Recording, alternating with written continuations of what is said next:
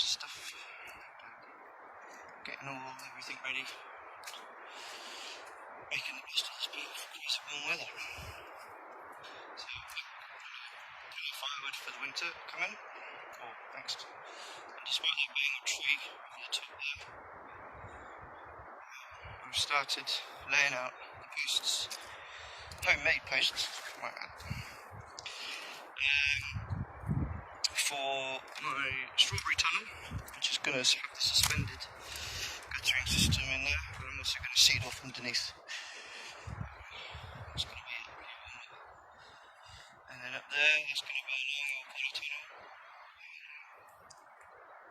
33 metres. And making a general mess. I'm going to leave that one, despite there being a bit of shadow from it. It's a walnut. I think I'm going to drop all that stuff down the top there. I'll keep that path now, but there's a front there, there's an oak behind it. Some other stuff, so I'll drop them before I start building anything. That kind of makes sense.